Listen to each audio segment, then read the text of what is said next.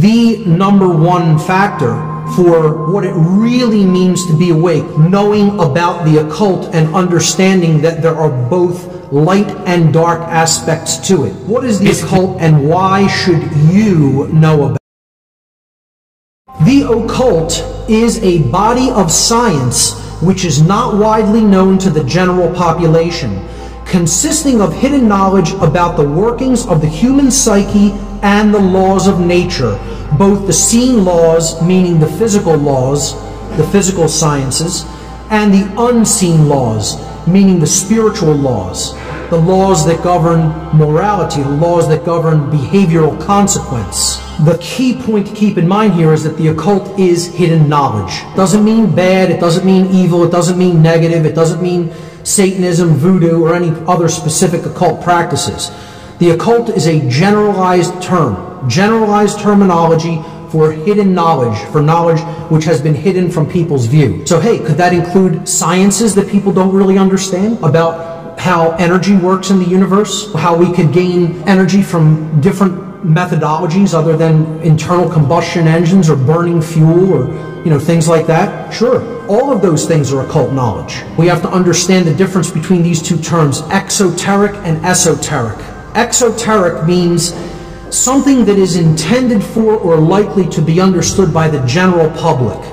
Okay, it's common knowledge. The word exoteric comes from the Greek adjective exoterikos. Exoterikos in Greek means external or outside of. The core of truth lies at the very center, at the bullseye. That's what we ultimately want to get to if we're going to transform ourselves and transform our society for the better. The esoteric is information which is intended for or likely to be understood by only a small number of people with specialized knowledge or interest. The esoteric is that which is hidden or occulted. It is mysterious. It is beyond the range of ordinary knowledge, experience, or perception. It is that which is communicated only to the initiated.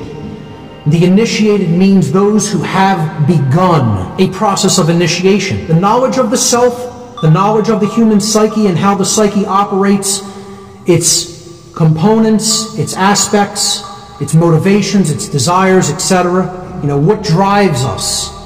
What's going on at a subconscious level? How our reality is built, it's built atop knowledge. On top of that knowledge as a foundation, you either have a grasp or an understanding of those principles or you do not. So these are decision-making, filtering processes. These processes take place in the human mind and are chosen by each individual based upon the available information that they have taken in. So if you haven't done your grammar or you haven't aggregated your knowledge in step number one of this process, you can't possibly do the processing and come to an understanding of it. That's why so many people have no understanding of the principles of the occult sciences, because they haven't even started beginning to learn what the occult is or what it contains. Then the third step in this process is acting. Actually taking action based upon your understanding. Each individual in a society, each individual's behavior is based upon the quality of their decision-making processes that they exercise in step number two, which in turn were based on the quality of the available information which they took in. Wisdom is action. It's different than knowledge. It's different than understanding. Knowledge is something that exists inherently, and you can take it in objectively. Understanding is an internal process that goes on within the self, based upon the knowledge that you've taken in and processed. And then wisdom is action. It's what you do in the world with the knowledge that you have accrued and understood. The lack of knowledge is ignorance. The lack of understanding is confusion. And the lack of wisdom is folly. One more level above that is what we get based upon what we've done. What is manifested? What is generated? What do we experience? The manifested reality. It's the quality of the conditions that we experience. And the quality of the condition which manifests collectively in our society, in any society, is based upon the aggregate quality of behavior within that society. So again, it's a stepwise progression. What we've taken in, what we've come to understand, how we behave, what we get. If you understand one slide Deeply, deeply understand this process. Because this is what the dark occultists do not want people to understand. That's the real law of attraction, folks. Not the New Age variant of it. Not the New Age hokum mysticism. I want to sell 1 million billion books telling people what they want to hear. Law of attraction. Okay? This is how the universe actually works inherently.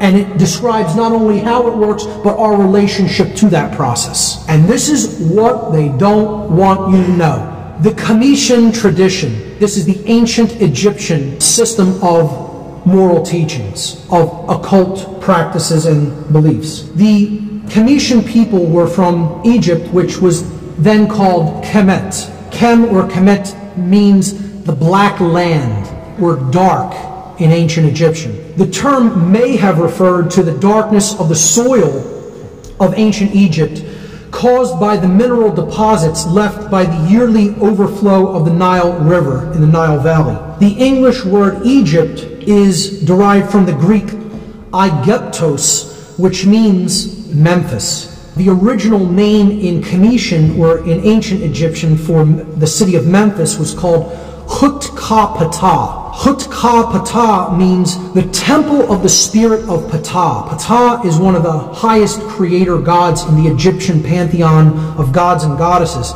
He was considered a very important creator god. He was actually considered the first and greatest of the alchemists, those from Kem, the teachers from Kem, where the word alchemist and alchemy comes from. So Ptah was considered one of the original master teachers. He is often equivalated with Thoth, with Hermes Trismegistus in different occult traditions. Today, the word that modern Egyptians use for the nation of Egypt is Misr, which is derived from the Hebrew name for Egypt, Mizraim. Mizraim in Hebrew means a narrow place or narrow straits. This name, narrow straits, ultimately refers to the moral teachings of ancient Kem and the Comitian tradition, because they did teach a strict set of principles regarding natural or moral law. I'll get to that in a moment. I just want to look at some of their symbolism in the example of the Comitian Trinity. Just like Christianity, which derived its Trinity from the ancient Comitian culture, the Comitians had a trinity of 2 gods and a goddess. This was Osiris, Isis, and Horus. Osiris, depicted there in the middle, was the creator god of this trinity. He was the Father, God the Father, in other words. But what he symbolically represented in this allegorical symbolism of this trinity was the creative essence of the human being, which is the thought process, the mind. The thing that ultimately has to go to work first for anything to get created. Anything we want to create or put into manifestation has to ultimately work through the mental realm first. And you want to build a computer, you want to build a podium, you want to build a home, any piece of technology, it has to exist first in the realm of mind. It has to be thought about archetypally, the need for it, its purpose. Then you have to go through the process of what you're going to do to make that happen and come into manifestation. All mental processes. So creation follows the mind, hence the mind, the thoughts. That's the Father figure, the creator God. And that's what Osiris represented. Isis was the goddess figure in this trinity, depicted on the right. She was the divine mother, or in other words, the emotional aspects of the being, the spirit in which we do something, our spiritual essence, the sacred feminine essence. And then when those two things come together, our cares, our desires, our spirit, combined with our mental faculties of the mind, then what happens? We act in the world, and something is generated as a result. And this was Horus. He was the male child because he represented action, the masculine principle. And he was considered the savior figure, the one that was ultimately born to redeem the world through right action. Right action is what's ultimately going to redeem the world. And you can only take right action if you have right knowledge about the difference between right and wrong behavior. So he represented right action, that which we do with our body. It's a sacred masculine force. Very powerful if we understand the Trinity as such, that it is just different aspects of our unconsciousness: thought, emotion, and action. You see the god Osiris, the creator god, in the middle, and this is representative of the mind, specifically the brain physiology. You have the left brain set on Osiris's left-hand side. Whoever made this graphic, I didn't make the colors in the background, I just found this graphic like this. The person probably already had a very good understanding that this represented the brain, because they actually depicted the frequencies that often represent the left and right brain. Red usually represents the left brain tendencies or capabilities, and blue is usually symbolic of the right brain, the intuitive and creative capacities. Another aspect of the Comitian tradition was the goddess Ma'at. Perhaps one of the most powerful allegorical representations was Ma'at. There was no higher god or goddess than Ma'at, because she represented natural law itself. She was the law. So the goddess Ma'at represented truth, law, and justice among the Comitian people. The purpose of coming into harmony with the teachings of Ma'at, this mother goddess figure, was to learn how to avoid self-inflicted chaos by learning the laws of morality, and thus not generating chaos for yourself by choosing wrong action. The Comitians taught what is known as the negative confessions of Ma'at. I call these apophatic confessions, coming from the Greek term apophasis, which means to say that which something is not. To say that which something definitively is not and has nothing to do with and is nothing like. That's the process of apophasis. You're going to say, well, if I want to describe right action, what do I want to really convey about it? I want to say it is the opposite of action that is employed toward a harmful end. It does not create harm to another being when I take that action. That's an apophatic definition of what a right is. There was a whole laundry list of apophatic confessions, or in other words, things that you had to say in the afterlife realm to this goddess when you went into the realm of judgment upon dying, that you did not do. She didn't want to know what your works were. She wanted to know what your works were not. She wanted to know, did you not engage in these things? And if you did not engage in these things, then I can say you truly were a good being. You truly understood the difference between right and wrong, because you didn't do any of these wrong behaviors. This was the real narrow straits that we're talking about. It was a very narrow pathway that they defined morality to be.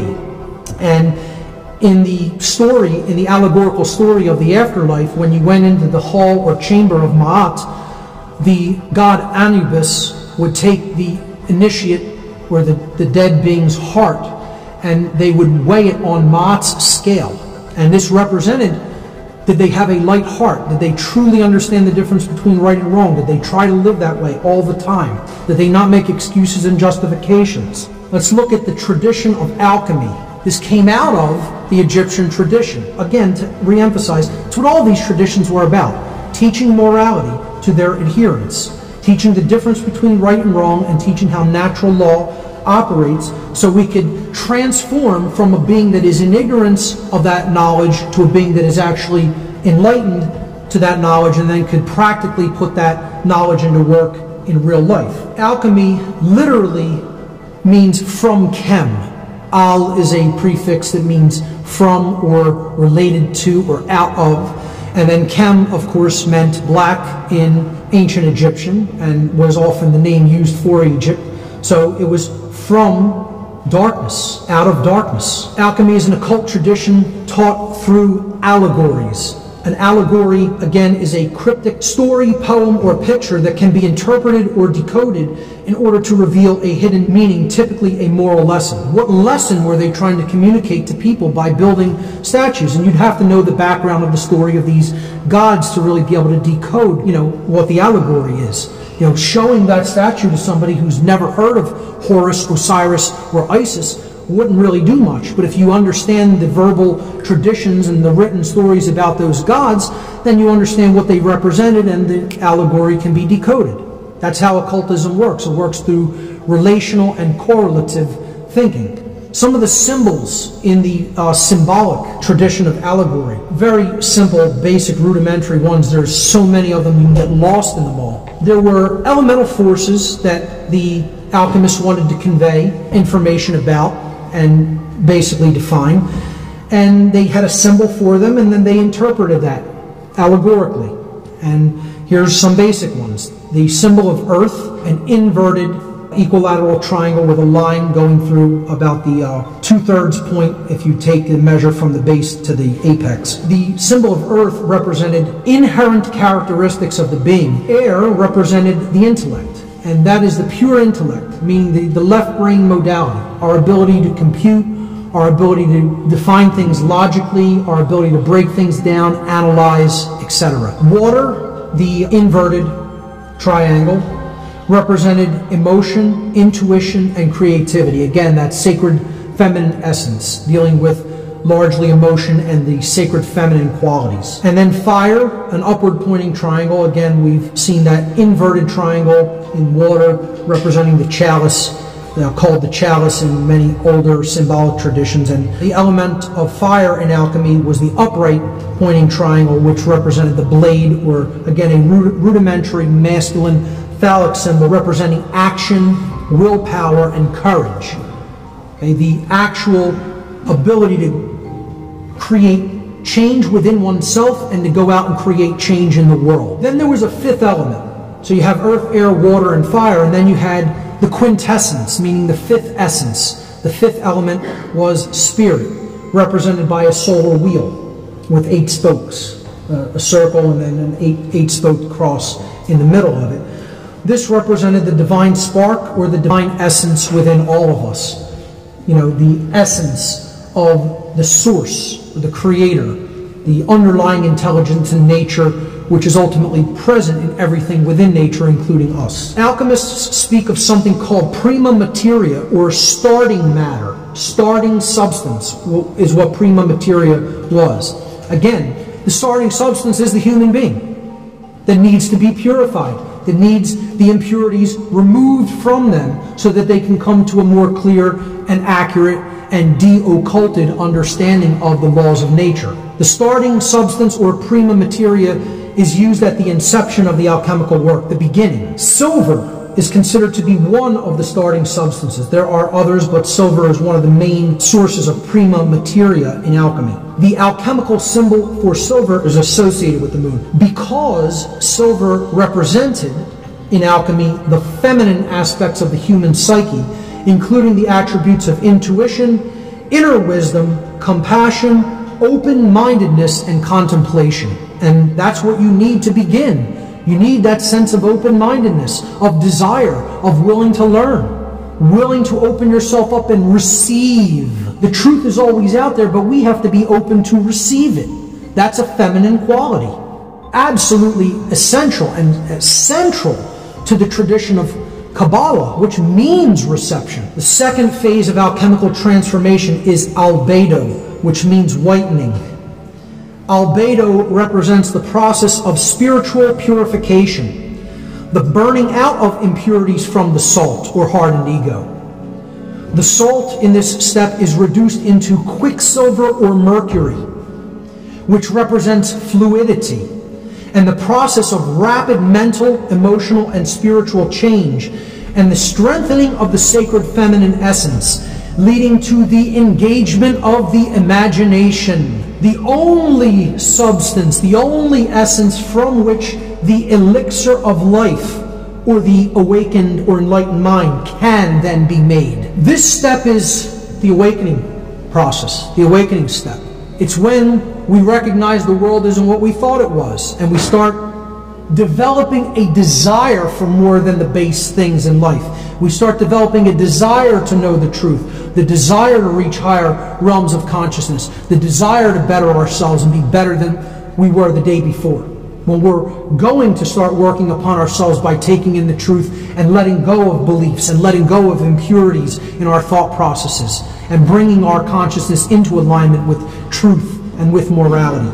That's this step of the process. Whitening, purification. The third and final phase of the alchemical, quote, great work is rubedo. Rubedo means reddening, the transmutation into gold or sulfur, alchemical substances, gold or sulfur. And they represented purified and enlightened consciousness.